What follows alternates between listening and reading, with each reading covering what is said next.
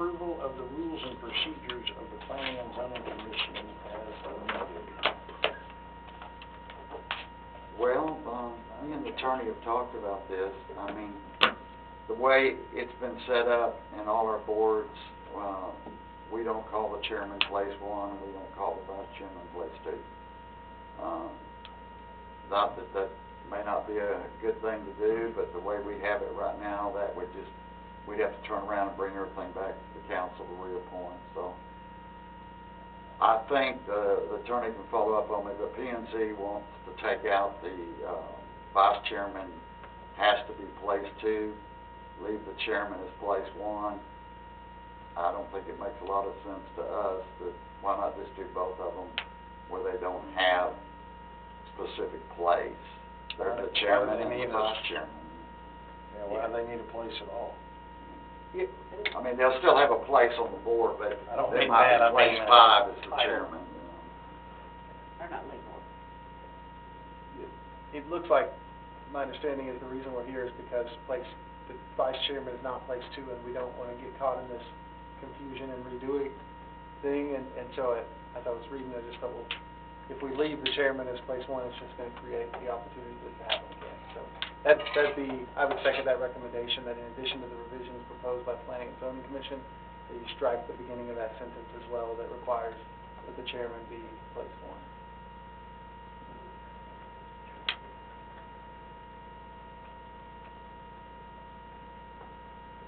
What's our recommendation we want to make? I think we want to strike both of those. Okay, I make a motion to strike place one and place two titles for planning and zoning. Why don't we do it in the form of, I move to approve the changes to the rules and procedures with the revision. Okay, I make a motion to approve the rules, the change to the rules and procedures. With the changes, Huh? with the additional changes. With the additional changes. I'll second that. We have a motion and a second. Any further discussion? All in favor say aye. Marvin, but when you're appointed to the board, you are given a place. Yeah, I One know. through five. But Yeah. if you're president, why would that number ever change? It should just be dropped. That's what we're doing now? Yeah. Okay, that's the way it is. I thought that's what we do on EDC already, right? Well, EDC's got bylaws, so they're different.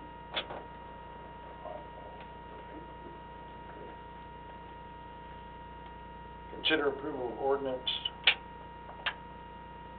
Consider approval of ordinance number 1389, 2023, amending Article 13.03 Water System, Section 13.03.011, Water Rates of the River Oaks Cove Ordinances 2020 as amended, adopting and ratifying fees for water rates inside and outside the city limits, providing that this ordinance shall be cumulative of all ordinances, providing, this clause, and providing an effective date.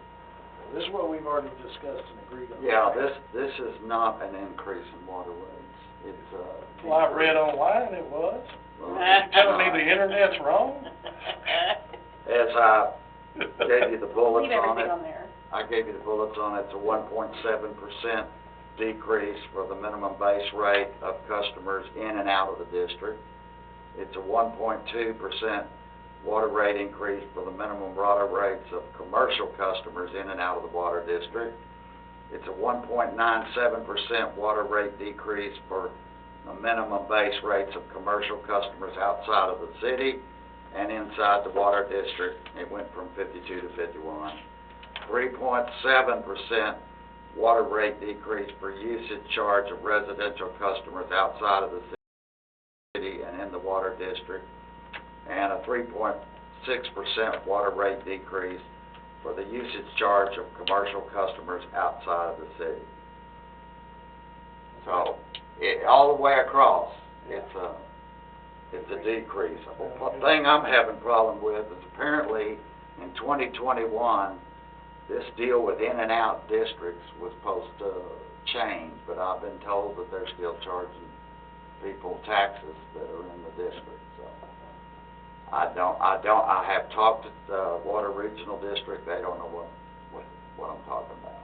So I don't have the answers for that, so I have to leave everything just like we got now, but at the same rates.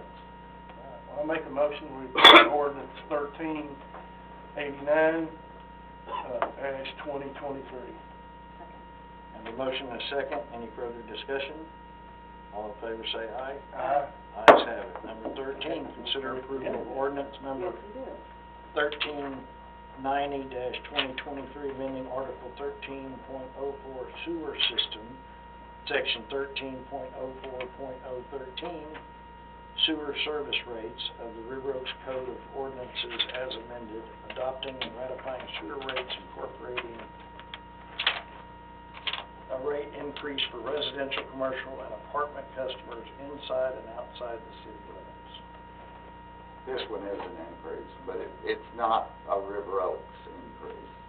It's due to our contract with Fort Worth, and they told me 15.8%, but they actually went up 16.64%.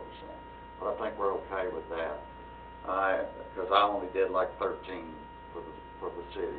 I was able to take into account some other areas in the sewage collection to help with that. But it is a hefty increase, and if you'll notice, it's like $4.50 on the base rate from last year, and on the usage, it's about 50 cents.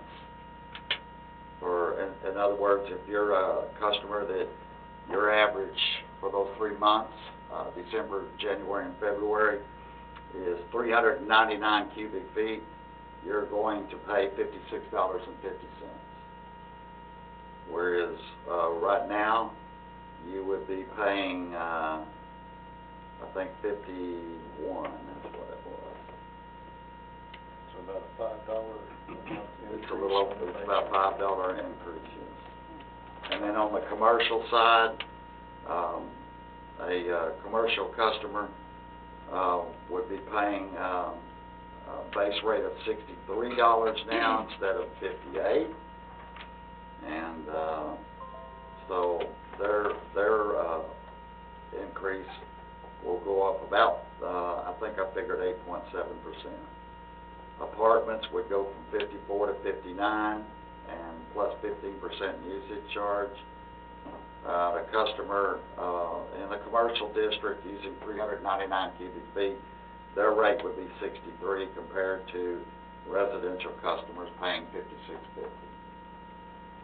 Now, this, to be clear to everybody, this is Fort Worth charging us for the sewer. This is not us charging. And that's why I attached the Fort Worth Yeah, thing in here so y'all could see this. yeah. I'll make a motion, we approve ordinance 1390-2023. Have a motion and a second. Any further discussion? All in favor say aye. Aye. Ayes have it.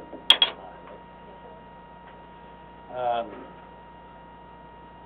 Then we move on to consider approval of ordinance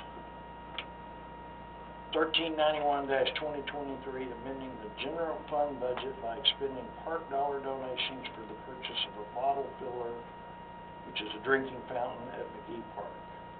There's not one up there right now. The Parks Board has recommended that we put one up there. It's about $4,300, and they're taking it out of their dollar donations, which right now has $12,010.38 in it. Where's it going to be put? Above the concession stands, what I'm understanding. Above? No, by. I got one there, get that one. But between, so that we have water running to it, but between the concession and the playground, somewhere in that area right there. Where the pipe makes it easiest. Is the fountain still working up at the skate park, or? No, sir, but wasn't a commercial one. No, I know it. No, it never was. Fountain hanging on the It got cliff. ripped all apart, we gave up, so we put it. I was there one day when a kid was skating, and he just fell against it and broke it. Yeah. Not all of it was kids just tearing up stuff. Okay, I'll make a motion to approve ordinance 1391-2023, amending the general fund budget by expending park dollar donations for consulting fee, oh,